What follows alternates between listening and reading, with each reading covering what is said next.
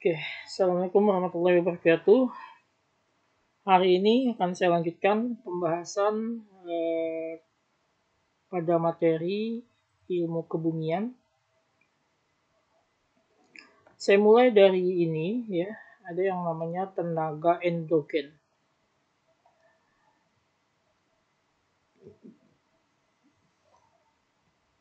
Oke, tenaga endogen ini merupakan tenaga yang terdapat di dalam bumi, gitu ya. Nah, tenaga endogen ini terbagi atas 3 bagian. Yang pertama ada yang namanya tektonik, ya. Kemudian ada yang namanya tektonisme, atau kita juga sering menyebutnya sebagai tektonik kayak gitu. Kemudian yang kedua namanya vulkanisme, kita juga sering menyebutnya sebagai vulkanik. Kemudian yang ketiga ada namanya gempa. Misalnya. Nah, tektonisme ialah peristiwa pergeseran dan perubahan letak kerak bumi dalam skala besar, meliputi lipatan, patahan, tektonik lempeng. Ya, jadi ada 3, ada lipatan, patahan, dan tektonik lempeng. Kemudian yang pertama ada namanya tektonisme. Saya mulai dari ini tadi, tektonisme ya. Nah, sejak 2 abad yang lalu, para ahli geologi mendukung bermacam-macam teori tentang pembentukan pegunungan, vulkanisme, dan fenomena besar lain tentang bumi. Akan tetapi, tidak ada yang secara tuntas dalam menerangkan proses geologinya. Nah, pada abad 20 ini berkembang teori baru tentang bumi yang dikenal dengan nama teori tektonik lempeng. Teori terbaru ini dapat menerangkan berbagai fenomena bumi yang sebelumnya masih kabur. Nah, bagian bumi yang padat, jari-jarinya 6.370 km. Jadi bumi ini kalau kita lihat ya, kita ambil dari atas ke bawah seperti itu. Nah, seperti ini, seiris seperti ini.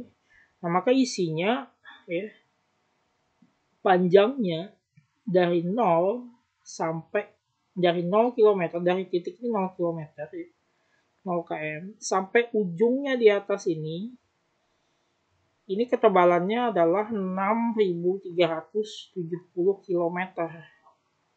Ya. Kalau bumi sebelah. Nah, meliputi apa saja? Yang pertama,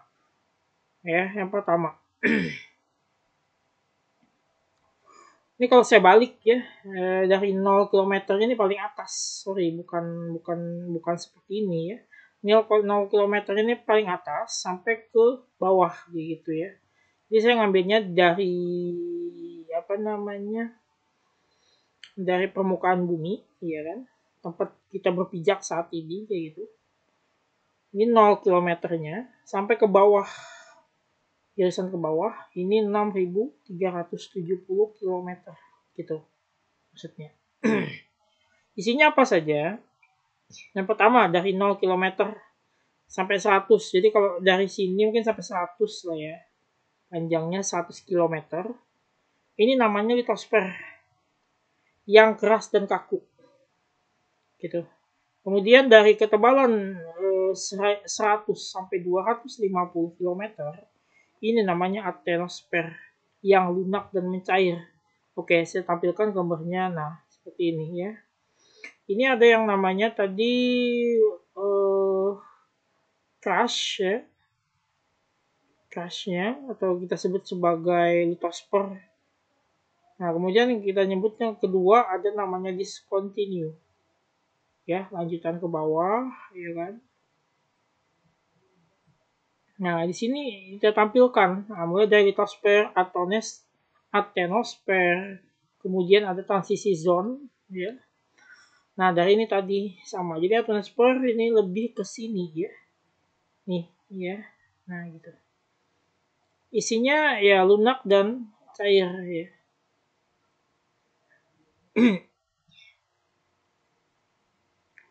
Oke. Kemudian berikutnya ada namanya lapisan peralihan.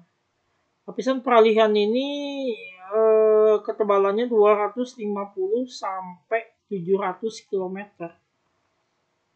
Ya. Zona transisi namanya kita menyebutnya, itu zona peralihan.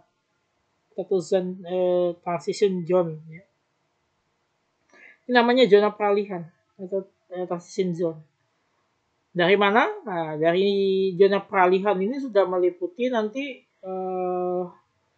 sudah mulai masuk ke dalam inti ya, mulai masuk ke dalam inti, lapisan inti. Nah, kemudian ke bawah lagi sekitar 700 sampai 2900 namanya selimut bawah, mantel, lower mantel. Jadi sebelum mencapai inti ada yang namanya selimut inti kayak gitu ya, selimut inti. Nih, lower mantel, oke. Kalau kita tunjukkan di gambar, ini lower mantelnya warnanya ini. Ini lower mantel, ini kuningnya, yang kuning gini ya. Namanya lower mantel. Kalau transition zone tadi yang ini, warna biru ini. Nah, kalau di atasnya masih upper mantel atas, ini. Nah, ini sudah masuk ke wilayah Latenosphere seperti ini tadi. Mulai dari discontinue,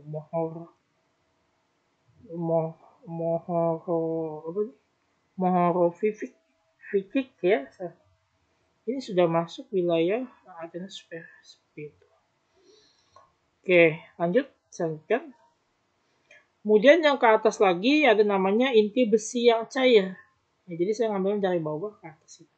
Inti besi yang dari atas, ini kan dari bawah ini ke atas ini, artinya dari atas ini sampai ke bawah.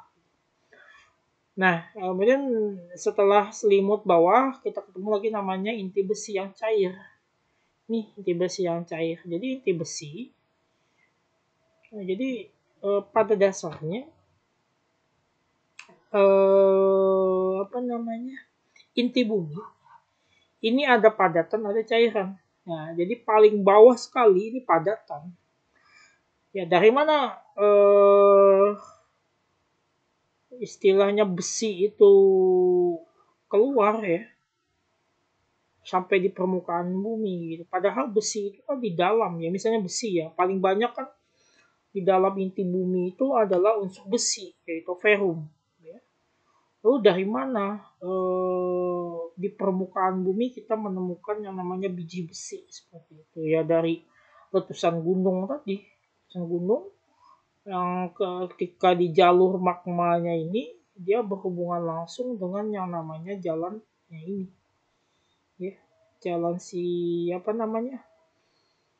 nah ini tadi inti bumi tadi. Jadi inti bumi ini ada celah ya dari yang namanya si jalan magma tadi. Jadi ketika dia gunung itu meletus, ya kan, maka dia tersedot, soalnya tersedot. Ya. Jadi yang paling atas ini tadi kan adalah inti besi cair, jadi pijar, dia berpijar kayak gitu. Sedangkan padatannya ada di paling bawah. Nah, ketika ini keluar, yang cairnya keluar melewati sini, jalan magma tadi, makin dia akan tersedot juga keluar. Nah, maka kita menemukan istilahnya di sana adalah biji. Ya. Bisa juga yang cair ini tadi ketika keluar ke sana dia mengalami pengendapan akibat yang namanya perbedaan suhu dan tekanan di luar, tekanan di permukaan bumi, sehingga dia memadat, itu menjadi biji juga jadinya, biji juga. Nah, tapi pada dasarnya ini juga ikut tersedot ketika terjadinya letusan gunung seperti itu. Nah, ini juga tadi inti besi yang padat, inti besi yang padat dari 4.980 km sampai ke bawahnya ya, sekitar 6.000 sampai 6.370 km ke bawah. Ini adalah struktur daripada lapisan bumi seperti itu. Nah, bagian litosfer yang paling bawah, bagian litosfer yang paling atas itu bagaikan kulit ari pada kulit Anda, ya. Dan merupakan lapisan kerak bumi yang tipis. Ya. Lapisan kerak bumi itu terdiri atas dua bagian, yaitu pertama kerak benua yang tebalnya sekitar 40 km dan kerak dasar samudra yang tebalnya sekitar 10 km. Jadi kita punya yang namanya kerak benua dan kerak samudra kayak gitu ya. Kerak benua dan kerak samudra. Ya, kerak benua itu yang mana? Kerak benua itu adalah yang ini ya, kerak benua.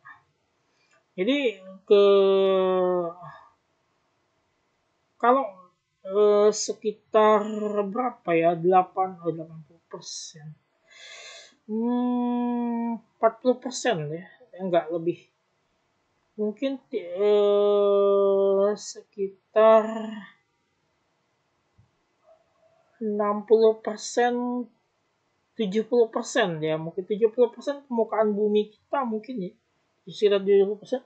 Itu terdiri atas lautan. Sisanya adalah daratan. Ya kalau saya bagi mungkin 30% lah ya. Atau mungkin lebih ya. 65-30 ya. Misalnya 65-35 misalnya. Ya, tapi saya katakan 30% lah. Karena lebih banyak lautan ketimbang daratan. Ini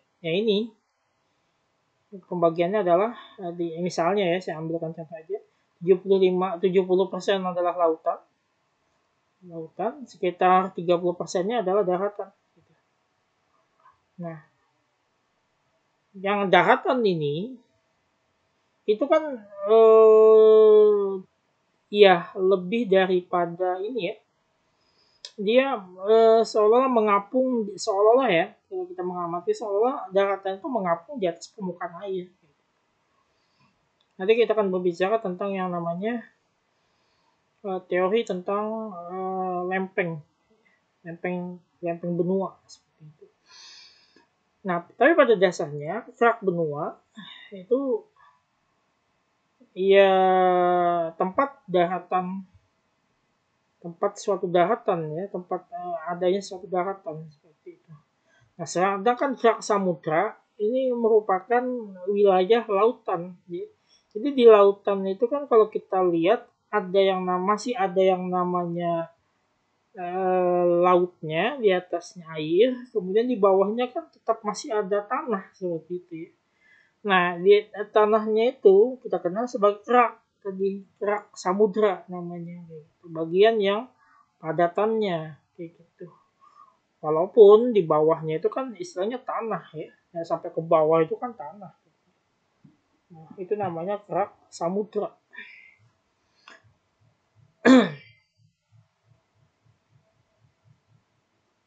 Ya.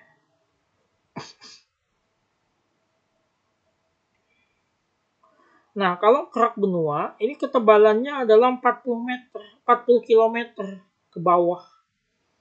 Ya, kerak benua. Nah, kemudian kerak samudra, ya kan di atas ini kan kalau saya katakan seperti ini ya, saya katakan kalau saya katakan seperti ini, nah ini kan adalah daratan, ya seperti mengapung lah ya. Ini kan lautan, sampai sini mungkin lah ya. Daratan ngapung kayak gitu. Nah, ketebalan daripada ini ke sini, ini namanya kerak benua. Nah, sedangkan dari ketebalan ini ke sini, atau ini ke sini juga ya, ini kebetulan ini cekung seperti ini ya. Nah, nanti kita belajar juga tentang yang namanya istilah palung laut. Nah, yang paling terkenal kan di dunia ini ada salah satu namanya ada Palung Mariana gitu. Itu katanya palung terdalam ya di dunia seperti itu. Nah, ini yang disebut sebagai kerak ini pancang tadi ini sebagai kerak samudra. Nah, ketebalan kerak benua tadi 40 km, sedangkan kerak samudra tebalnya 10 km. Jadi masih tebal kerak benua lah ya, gitu.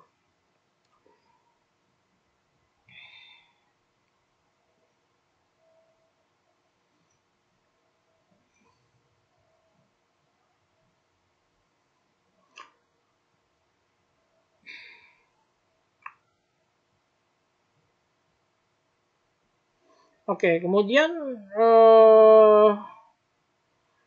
litosfer itu terpecah-pecah menjadi sekitar 12 lempeng. Ya, jadi di bumi ini, ya, di bumi kita mengenal ada yang namanya 12 lempeng litosfer atau 12 lempeng. Ya.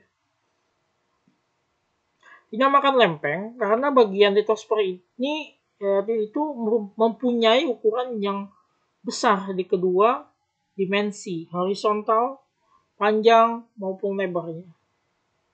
Gitu. Tetapi berukuran kecil pada arah nih ya, pada arah vertikal.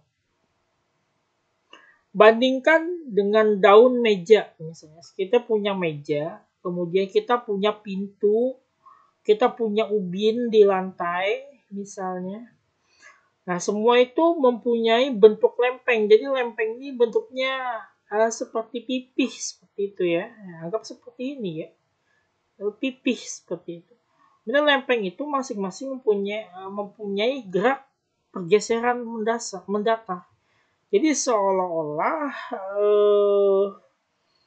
sebuah plat lempengan tadi itu bergerak seperti itu. Nah, kalau saya katakan anggaplah misalnya saya letakkan di sebuah meja atau sebuah apa kayak gitu, kemudian saya getarkan, nah dia otomatis kan bergerak seperti itu ya, karena mungkin sangat ringan ataupun misalnya pun berat ya, dia cukup untuk digerakkan, nah, cukup apa kita bisa memakai energi kita untuk menggerakkan lempeng tersebut. Atau misalnya sebuah lempeng ya misalnya saya anggap kayak kertas misalnya saya letakkan di atas air misalnya, maka dia akan ngapung seperti pada awalnya kan dia ngapung. Nah seperti itulah bentuk lempeng, jadi dia bisa bergeser sebenarnya seperti itu. Nah ini di permukaan bumi ya, saya kecilkan sedikit.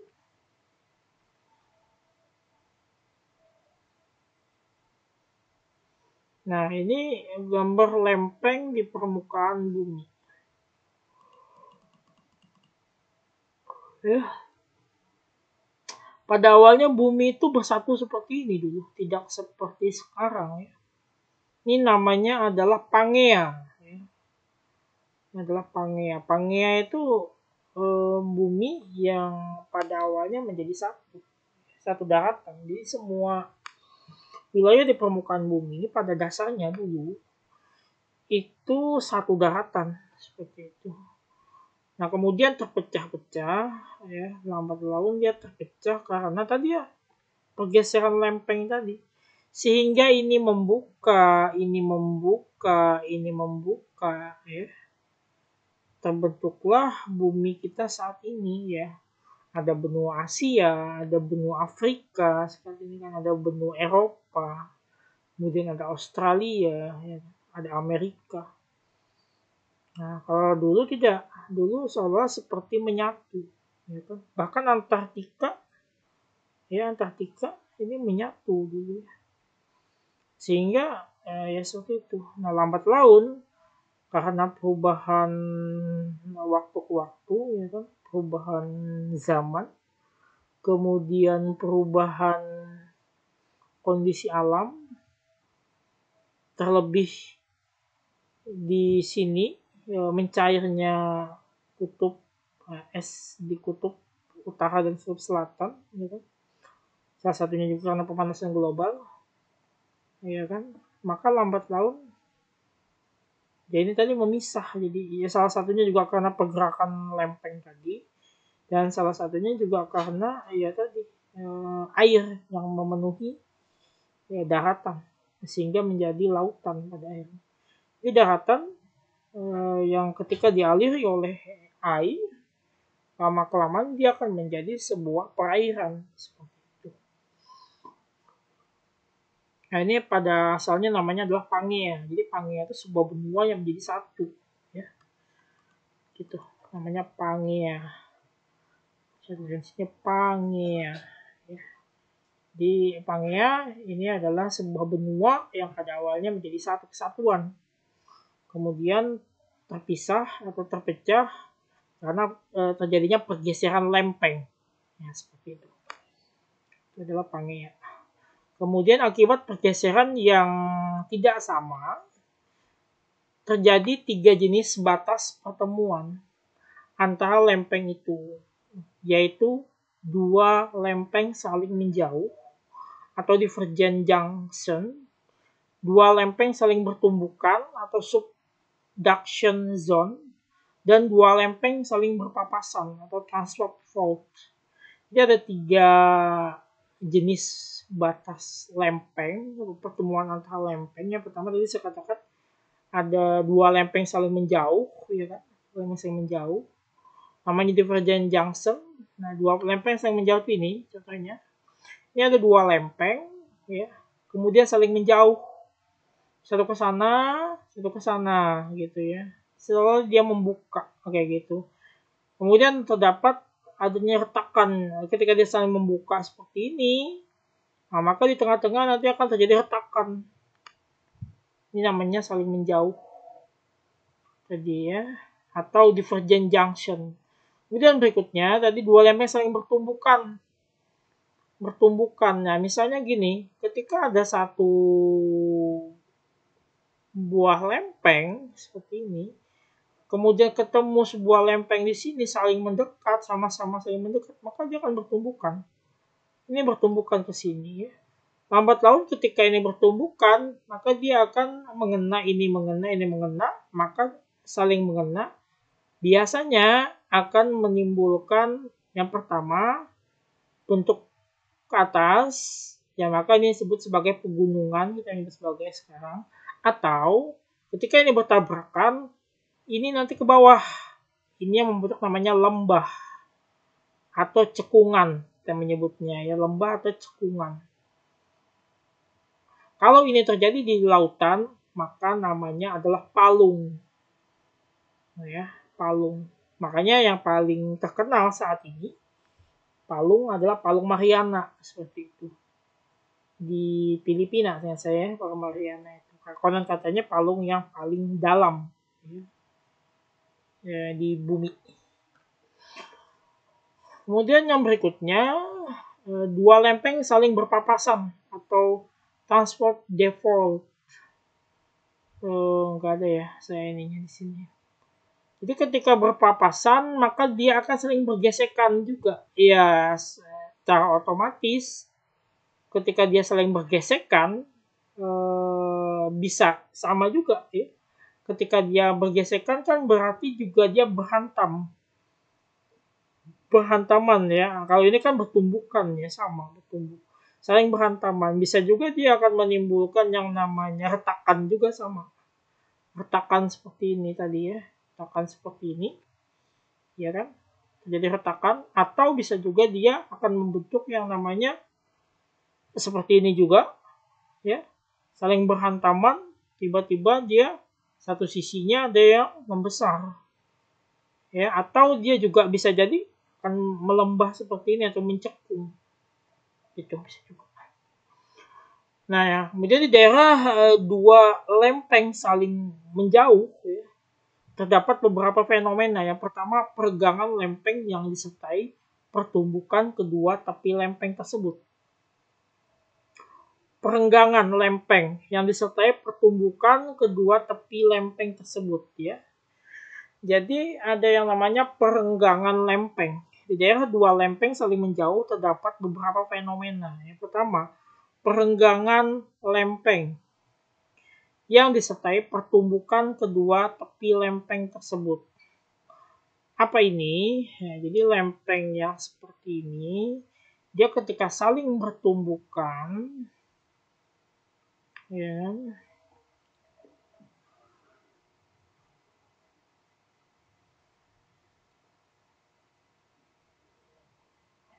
oke, sebentar.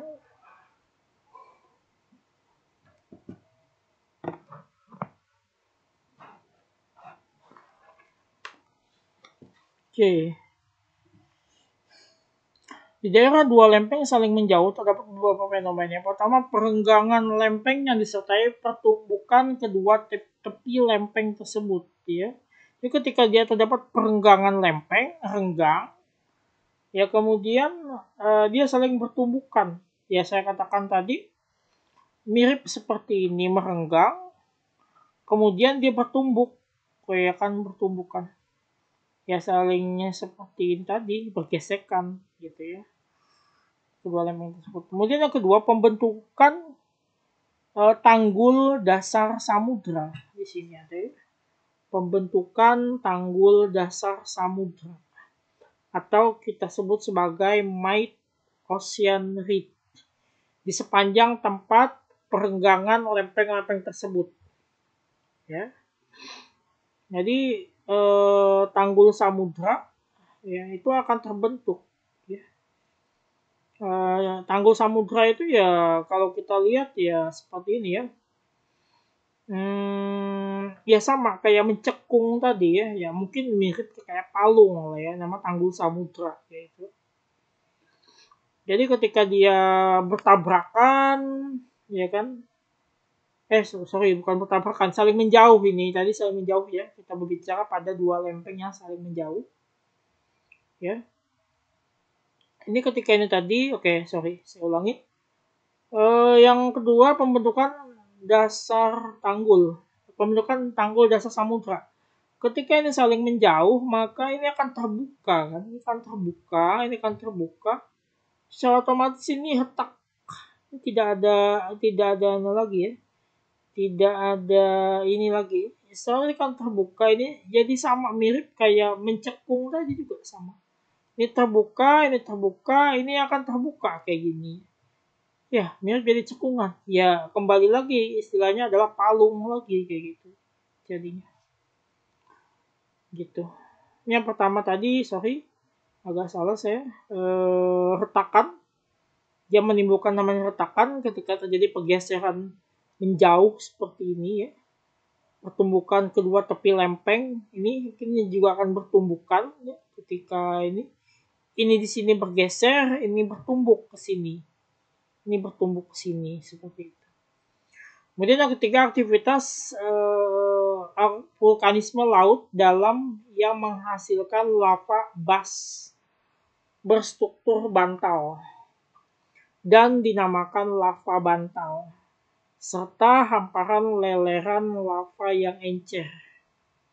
Ya, jadi aktivitas vulkanisme laut contohnya adalah ini ya, meletusnya gunung laut misalnya, gunung laut. Mungkin yang lebih familiar di Indonesia adalah Gunung Krakatau, anak Gunung Krakatau seperti itu. Anak Gunung Krakatau itu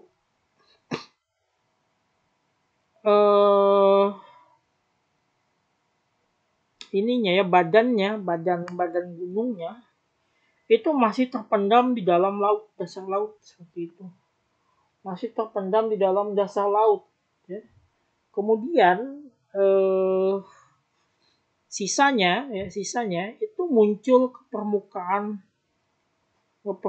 bumi, ke permukaan laut. Nah, jadi seperti ini kalau saya katakan. Nah, jadi seperti ini. Jauh di bawah sana ini mulai dari kaki gunungnya sampai ke bukitnya, ya ini puncaknya ini cuma sedikit munculnya air. Ya secara otomatis ketika ini erupsi di sini, maka ya tetap di sini juga akan mengalami yang namanya pergerakan, ya, pergeseran lempeng dan sebagainya. Ini disebut sebagai vulkanisme laut, ya, vulkanisme laut. Jadi anak Gunung Krakatau itu juga mengalami yang namanya aktivitas vulkanisme, tapi di laut seperti itu. Dalam yang laut dalam, ya. Jadi pertanyaannya apakah selain Gunung Krakatau di dasar laut itu juga ada gunung seperti ini? Ada.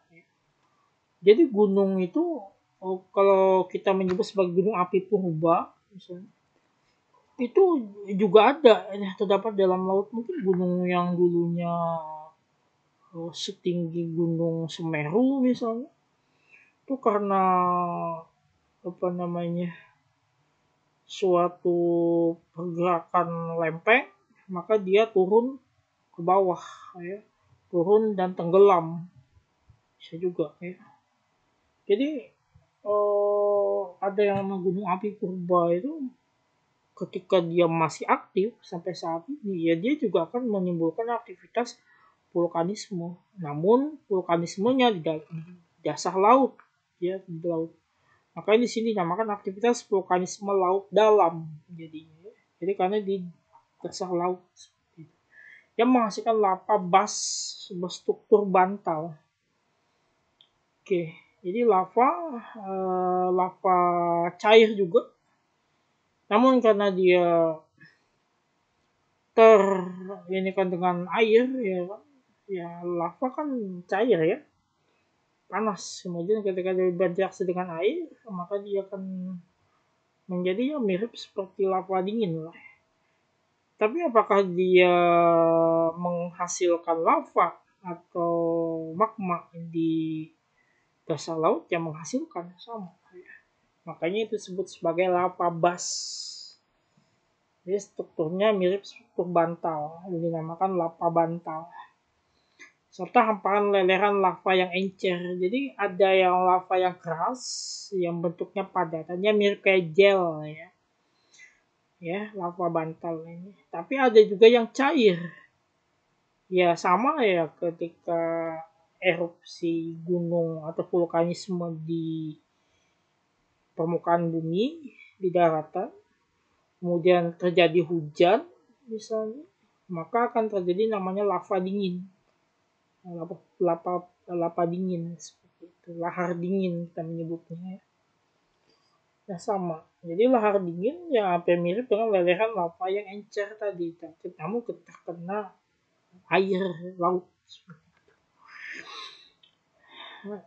Kemudian aktivitas gempa ya, secara otomatis ketika ini bergeser maka akan terjadi yang namanya goncangan.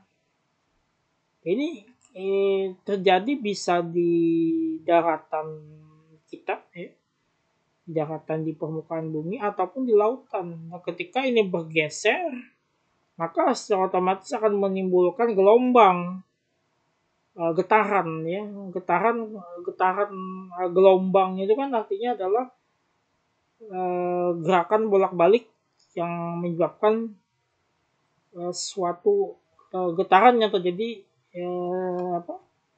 gelombang bolak-balik yang menyebabkan terjadi suatu getaran. Itu kan namanya ini ya. Gelombang gerakan bolak-balik yang menyebabkan suatu getaran, itu namanya gelombang. Nah, jadi ketika kita berbicara tentang pergeseran ke sini dan ke sini menjauh, maka secara otomatis dia akan menghasilkan yang namanya getaran. Nah, getaran ditangkap oleh yang namanya seismograf. Jadi alat pencatat getaran namanya seismograf.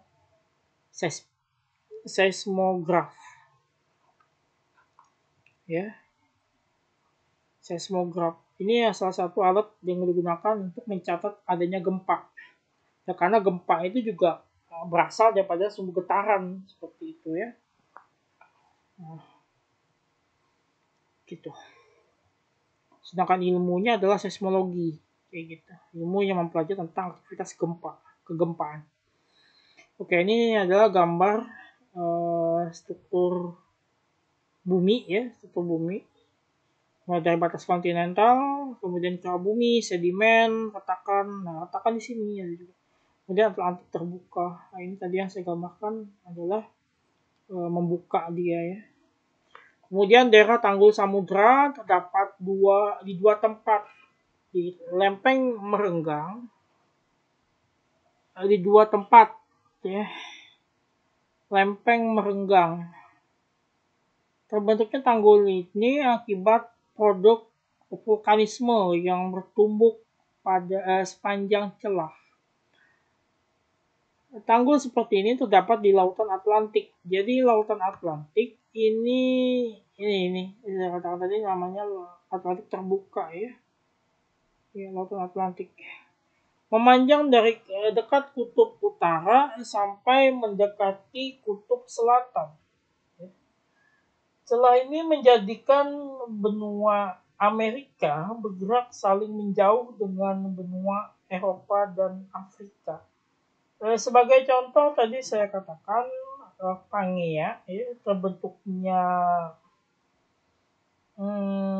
atau memisahnya daratan yang menyatu ya. Pangea tadi kan adalah daratan yang menyatu pada awalnya. Kemudian karena ada aktivitas pergerakan lempeng, pergeseran lempeng, maka dia memisah seperti itu. Nah, ketika ada pisahan tersebut ya laut, maka ya dari daratan yang lain dengan daratan satu dengan daratan yang lain terpisahkan oleh yang namanya lautan. Nah, kalau kita berbicara dengan lautan, ya kan, di paling bawahnya kita menemukan yang namanya tanggul samudra. Ya, saya katakan palung tadi. Gitu. Ya, karena dia terjadi akibat ini tadi bergeser, ya. Ketika ini tadi bergeser, ya kan, tadi bergeser, maka akan saling memisah. Ya, pada awalnya Pangea tadi prosesnya karena tadi pergeseran seperti ini, kayak gitu, sehingga dia saling menjauh. Nah, maka yang di tadi muncullah tanggul samudra. Kita menemukannya ya banyak ya di permukaan bumi. Salah satunya tadi adalah di lautan Atlantik seperti itu. Memanjang dari dekat kutub utara sampai mendekati kutub selatan. Nah, celah ini menjadikan benua Amerika bergerak saling menjauh dengan benua Eropa. Jadi jauh sekali kita melihat kalau di peta dunia ya, antara benua Amerika dengan benua Eropa ya, dipisahkan oleh Samudra Atlantik ya, ke lautan Atlantik sangat jauh sekali. Begitu pula Asia dengan Amerika ya, kita melihat jauh juga, dipisahkan oleh lautan Pasifik atau Samudra Pasifik seperti itu. Ya, tapi kalau kita melihat peta dunia biasanya yang paling timur itu adalah bukan Amerika ya. Kalau kita ambil posisi timur, biasanya kan posisi timur itu adalah Indonesia. Salah satunya Indonesia, kemudian batasnya ada di Samudra Pasifik. Biasanya kalau kita berbicara seperti itu, batas titik ininya adalah batas penanggalan internasional. Biasanya kita ngambilnya dari timur itu dari batas penanggalan internasional. Kemudian baru ke barat. Jadi kayak Amerika di sini itu letaknya paling barat jadinya. Kalau kita ngambil dari titik tengahnya itu, titik awalnya itu. Semakin ke sana, semakin ke barat. Makanya Indonesia dikatakan sebagai orang ketimuran, orang Indonesia. Ya karena kita letaknya di timur, sedangkan seperti Amerika ini adalah barat, termasuk juga Eropa di barat seperti itu. Kemudian nah saya lanjutkan, celah ini menjadikan benua Amerika bergerak saling menjauh, ya kan? Bergerak saling menjauh dengan benua Amerika dan Afrika juga ya. Di Samudra Pasifik terdapat tanggul di bagian tenggara benua ini, membujur ke utara sampai ke Teluk California. Ini kalau kita berbicara di Samudra Pasifik. Ya. Kalau kita berbicara di Samudra Pasifik, maka kita akan menemukan wilayah yang membujur dari membujur ke utara sampai ke Teluk California. Di bagian selatan juga Samudra Hindia, tanggul seperti itu memanjang dari barat ke timur. Ini tidak ada spasi ya. Ini barat ke timur ya. Mendorong lempeng dasar Samudra Hindia atau lempeng Indo-Australia ke arah utara. Jadi di Indonesia ini kita ada beberapa lempeng. Salah satunya adalah lempeng Samudra Hindia. Ya. Kemudian salah satu yang lain adalah lempeng Indo-Australia. Ketika ini bergerak ke dasar samudranya si Samudra Hindia, ini bergerak ke utara, ya disebut sebagai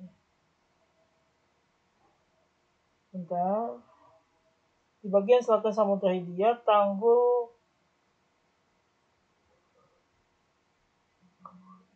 tanggul itu memanjang dari barat ke timur, mendorong lempeng dasar Samudra Hindia atau lempeng Kita menyebutnya lempeng dasar Samudra Hindia atau nama lainnya adalah lempeng Indo-Australia. Ya. Nanti kita akan belajar tentang satu lempeng seperti itu. Pergerakan lempeng tersebut mendorong anak benua India yang berasal dari dekat Antartika hingga bertabrakan dengan lempeng benua Asia yang menyebabkan pembentukan pegunungan Himalaya. Jadi lempeng yang ada di dasar dari benua Asia, namanya adalah dasar India tadi, dia bertabrakan.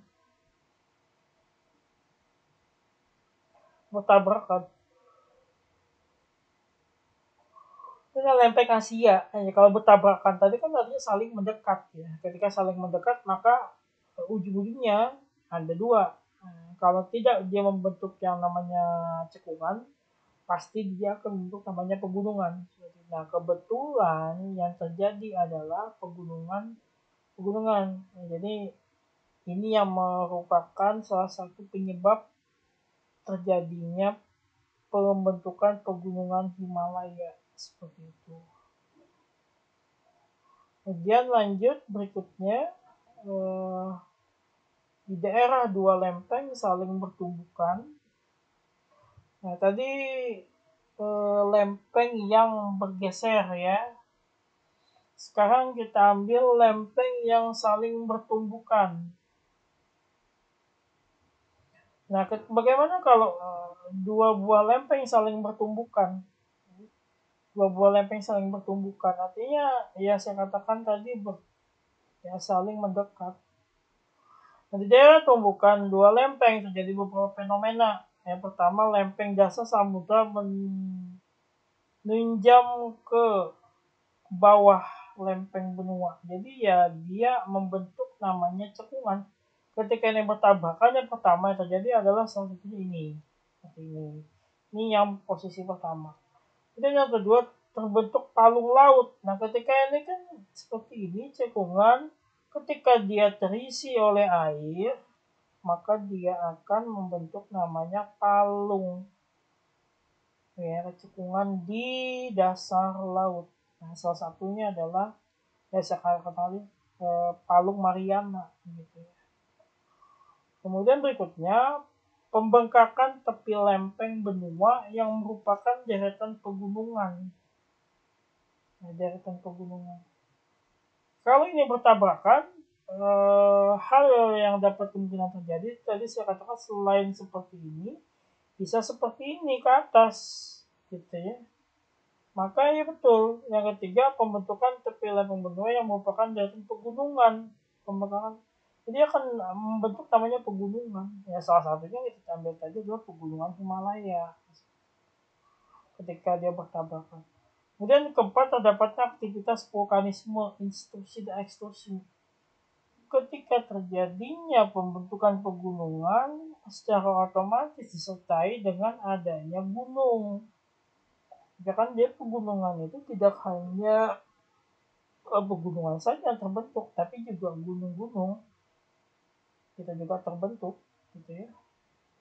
Contoh contoh gunung-gunung yang terbentuk itu misalnya kita ambil seperti gunung yang aktif di Indonesia ya, saya katakan beberapa waktu yang lalu, Indonesia itu dilalui oleh deretan sirkum Mediterania dan sirkum Pasifik, sehingga Indonesia itu banyak terdapat wilayah pegunungan, gunung bahkan pegunungan. Bahkan Indonesia dikenal sebagai Ring of Fire atau cincin api, Ring of Fire. Kenapa? Karena gunung yang ada di Indonesia itu rata-rata masih aktif. Gitu. Nanti kita akan kaji terkait hal tersebut ya. Jadi Ring of Fire ini menandakan bahwa deretan pegunungan di Indonesia itu adalah gunungnya aktif. Sehingga aktivitas vulkanisme, intrusi magma, ekstrusi magma itu selalu akan terjadi seperti itu. Kemudian yang kelima merupakan daerah hiposentra gempa, dangkal dan dalam. Secara otomatis ketika ini bertabrakan ya, maka dia juga akan menimbulkan yang namanya pegunungan. Pegunungan itu ketika dia ada intrusi magma, ekstrusi magma, segala macam, dia pasti akan menimbulkan yang namanya gempa. Epicentrum atau pusat gempa, ya, daerah hiposentra atau epicentrum pusat gempa itu pasti berada pada sekitaran pegunungan. Seperti itu.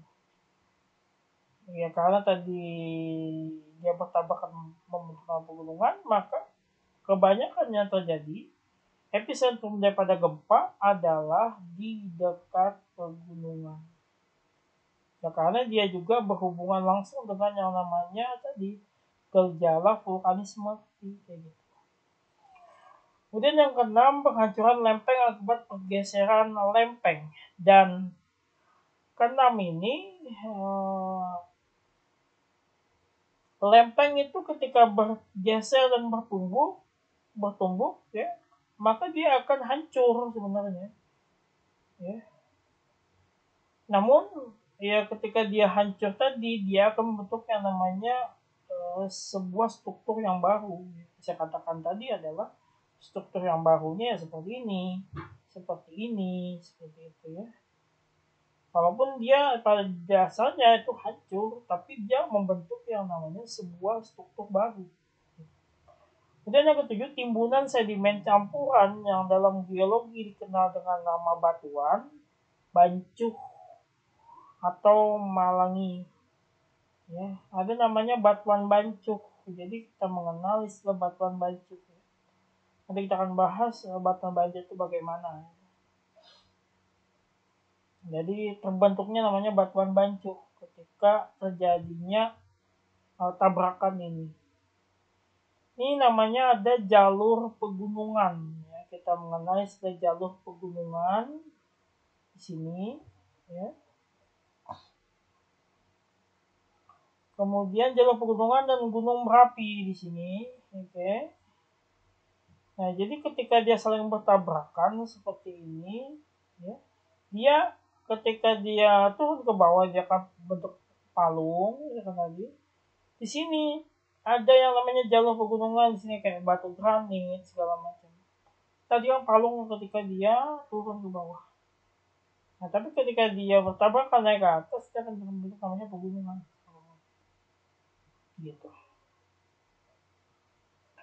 Lempeng dasar samudra yang lebih tipis itu didesak ke dalam oleh lempeng benua yang lebih tebal dan kaku. Di tempat ini terbentuk palung laut. Ya, yaitu dasar laut yang dalam dan memanjang. Oke, ini gak usah.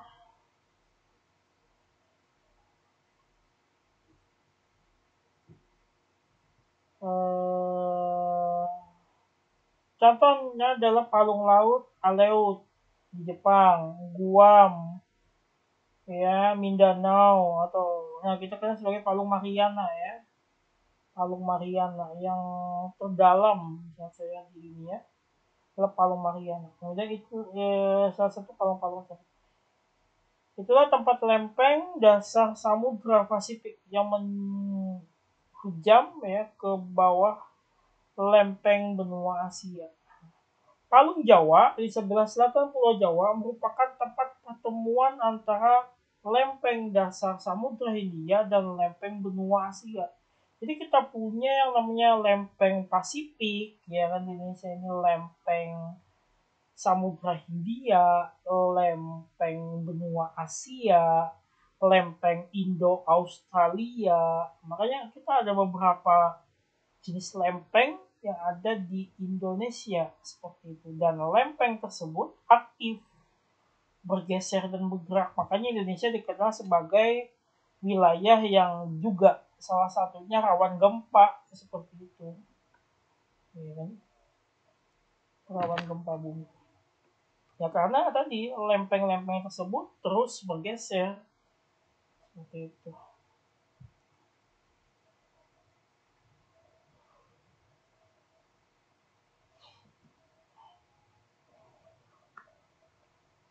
Kemudian pegunungan di pantai barat Amerika, deretan pulau Sumatera, Jawa, Nusa Tenggara itu adalah akibat dari pembengkakan lempeng benua ya. Nah, di sepanjang pegunungan dan pulau-pulau itu bermunculan puncak gunung api. Jadi pada dasarnya ya saya katakan tadi, ketika lempeng tersebut saling bertabrakan akan menimbulkan sebuah pegunungan ya. Tidak jarang juga gunung itu juga membuat yang namanya gunung aktif ya, karena dia pusatnya adalah sampai ke mana, ke inti bumi seperti itu. Secara otomatis dia aktif seperti itu, menghasilkan magma yang magma cair ya, magma yang pijar, kemudian akan menghasilkan intrusi magma dan sebagainya seperti itu. Nah, pegunungan di barat di pantai barat Amerika, dari Pulau Sumatera ya, Jawa, Nusa Tenggara itu adalah akibat pembengkakan lempeng benua. Jadi pegunungan yang ada di Indonesia atau kemudian ada di Amerika ya, itu juga diwarnai oleh yang namanya lempeng tabrakan antara lempeng tadi. Di sepanjang pegunungan dan pulau-pulau itu bermunculan puncak gunung api. Disitulah pula sering terjadi gempa bumi yang kadang-kadang sangat kuat dan meminta korban. Ya, contoh kasusnya adalah di Jogja ya, ketika erupsi Gunung Merapi ya, sekitar tahun 2005 lalu, maka tidak lama setelah itu ada terjadi yang namanya gempa bumi seperti itu di Jogja tahun 2006. Seingat saya gempa Jogja itu. Jadi ya wajar ya, karena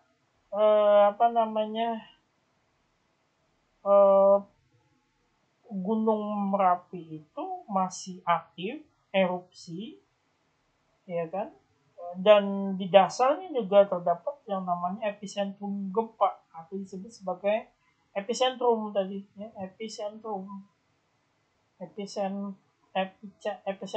ya, epicentrum atau pusat gempa seperti itu, epicentrum gempa ya.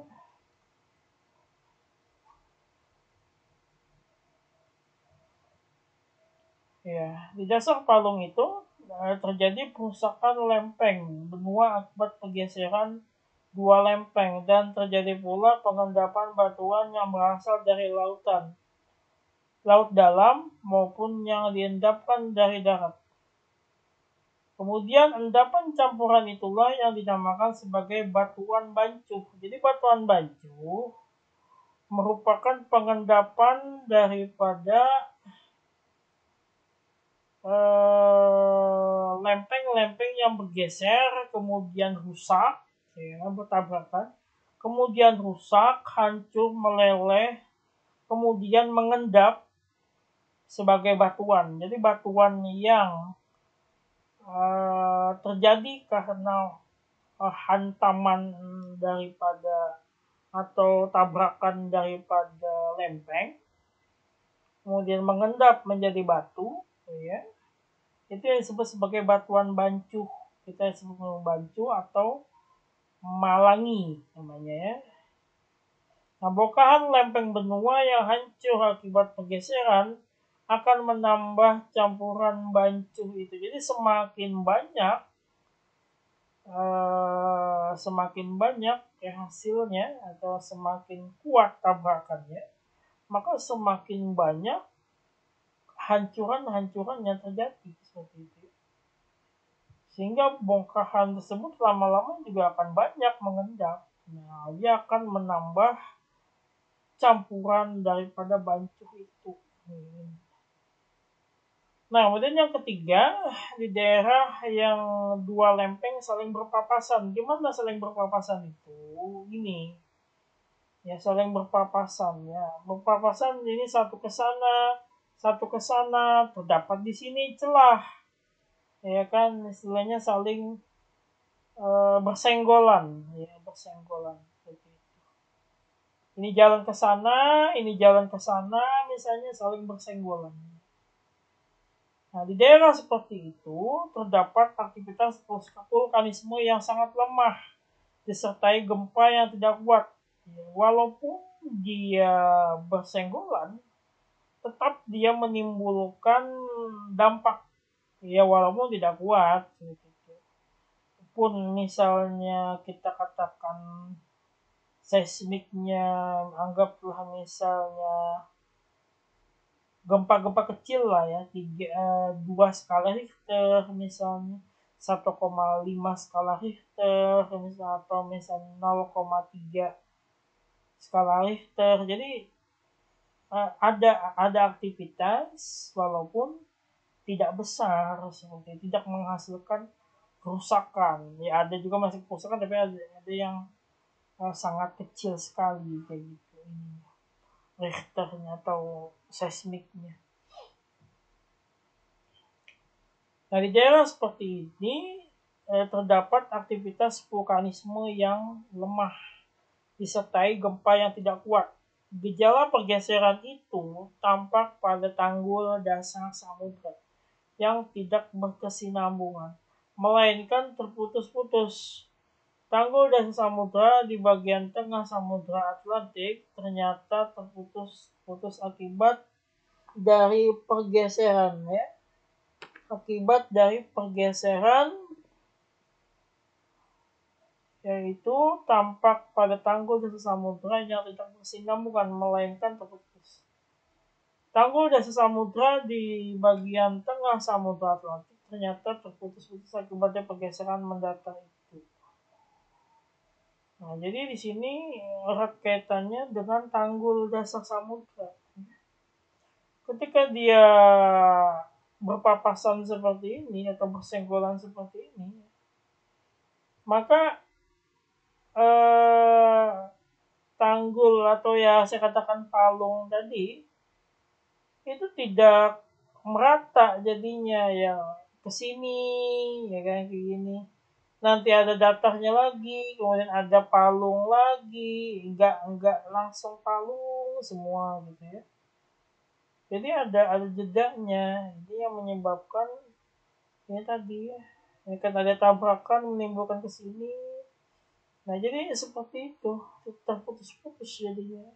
Daratan apa namanya, datar gitu, ya. Kemudian baru mencekung lagi gitu. Nah, itu seperti saya terputus-putus tadi, ya. Nah, akibat dari pergeseran mendatar ini, ya, jadi akibat dari pergeseran mendatar tersebut, Nah, kemudian yang berikutnya adalah secara mikro terdapat gejala tektonisme lain. Yang pertama secara mikro ya. Jadi secara mikro terdapat beberapa gejala tektonisme. Yang pertama ada namanya lipatan dan yang kedua ada namanya patahan. Nah, kita berbicara dulu di lipatan. Jadi aktivitas tektonisme, tadi vulkanisme ya.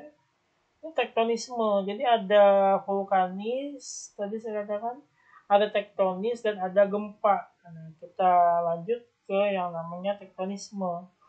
Tektonisme ya meliputi lipatan dan patahan. Yang pertama adalah lipatan. Dua daerah ditemukan sebuah singkapan kerak bumi, mungkin karena daerah itu terkikis oleh sungai atau karena pekerjaan manusia menggali terusan atau menerobos pegunungan untuk membuat jalan raya. Di dalam singkapan itu terdapat lapisan-lapisan kerak bumi yang bergelombang. Ada bagian yang naik, ada pula yang turun. Jadi seolah-olah seperti apa ya, naik turun bergelombang, nah, seperti itu. Ya, itu salah satu gejala lipatan. Nah, pada lipatan terdapat bagian yang turun dinamakan sinklin dan yang terangkat dinamakan antiklin. Nah, kita menyebutnya kadang-kadang sinklinal dan antiklinal. Seperti itu. Nah, di sini ada yang namanya bentuk-bentuk ya, bentuk-bentuk daripada lipatan tersebut. Ada rebah, ya rebah seperti ini ya, rebah. Ya, rebah mana ya, rebah. Kemudian sedang ya, ini apa namanya, tegak kayak kan, miring, multiklinal, tertutup. Nah, ini ada antiklinal dan siklinal. Kalau antiklinal ya seperti ini ya, melipatnya antiklinal ke bawah gitu. Ya seperti gelombang kayak gitulah ya. Setelah mengalami pengikisan, sebuah antiklinal atau antiklin dapat menjadi puncak pegunungan yang berderet memanjang. Ya, jadi antiklinal ini lebih kepada puncak gunung dan ini lebih kepada lembah jadinya. Sinklinal tadi. Akan tetapi sebuah antiklin dapat pula menjadi lembah, sedangkan sinklin berubah menjadi puncak pegunungan. Jadi ada kadang-kadang, tapi tidak menentu gitu. Kadang-kadang dia bisa menjadi pegunungan, kadang-kadang ya si antiklinal ini bisa jadi lembah. Nah, tergantung dari gejala tektonisme yang terjadi seperti itu. Nah, gejala seperti ini dinamakan pembalikan relief. Nah, jadi ada namanya, istilahnya namanya pembalikan relief. Pembalikan relief terjadi akibat bagian puncak lipatan itu terdiri atas batuan yang mudah dierosikan. Sementara batuan pada sinklin lebih tahan terhadap erosi. Ya, sehingga bertahan menjadi puncak pegunungan. Jadi ada erosi, pengikisan. Pengikisan itu tidak hanya pada lapisan tanah ya, pengikisan, tapi juga bisa terjadi pada batuan.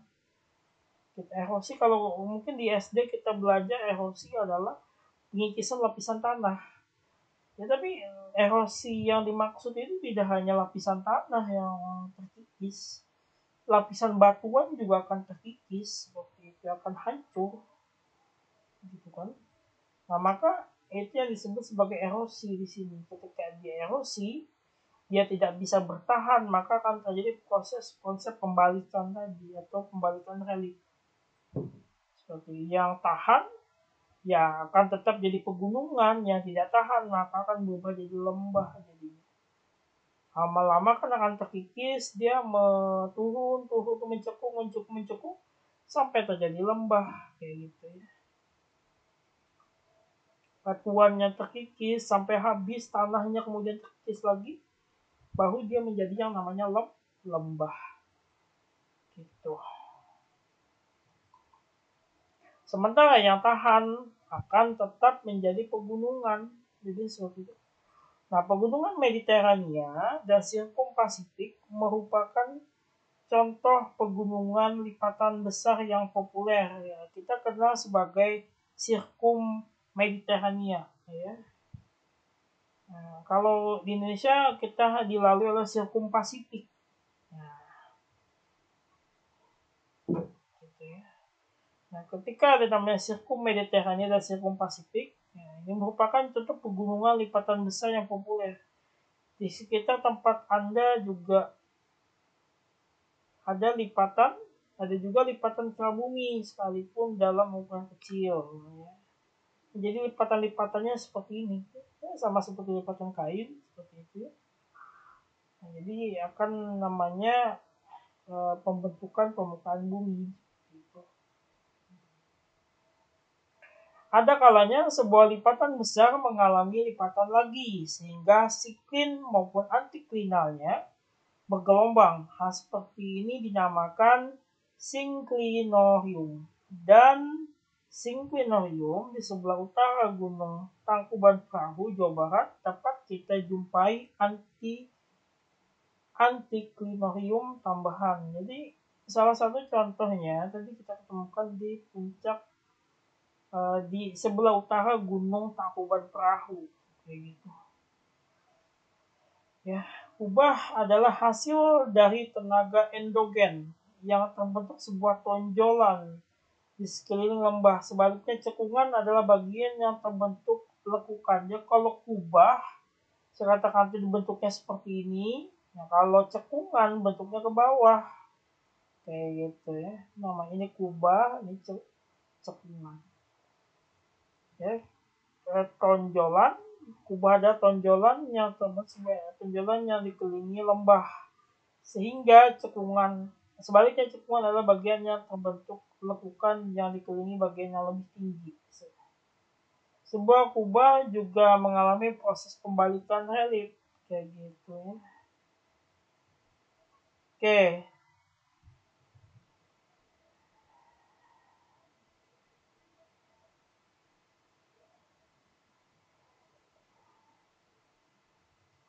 Terakhir yang kedua, sebelum saya akhiri, ada yang namanya patahan ya. Patahan di sini dia juga termasuk sebagai tenaga endogen. Jadi tenaga endogen yang bekerja lebih cepat dapat menyebabkan lapisan kerak bumi yang kaku tidak dapat membentuk lipatan, melainkan terputus-putus, membentuk patahan. Sebuah patahan dicirikan oleh bidang pergeseran escarpment. Nah, pergeseran di daerah patahan mungkin vertikal, mungkin mendatar, mungkin pula miring. Jadi tergantung daripada aktivitas ininya, aktivitas vulkanismenya, tektonismenya tadi, sorry. Pergeseran di daerah patahan mungkin vertikal, mungkin datar, mungkin pula miring, bergantung kepada arah tenaga penyebabnya. Jadi penyebabnya dapat berupa tarikan, artinya dua tenaga yang saling menjauh. Ya sama ya, tarikan ya, namanya menjauh tadi. Ya, mungkin juga berupa tekanan dari atas, dari bawah misalnya ya. Nah, ini contohnya ada namanya graben ya, ketika dia naik ke atas, tekanan dari bawah ya kan, naik ke atas namanya force. Kalau dari atas tekanan ke bawah turun namanya graben gitu ya. Ini force namanya. Kemudian namanya graben ya. Kemudian menuju ini dari bawah tadi kan ya. Dari atas tekanannya menuju pusat, ini ke sini ya.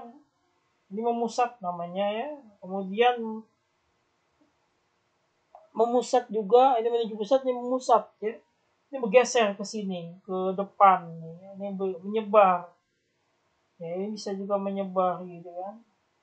Ini saling bergeser ya.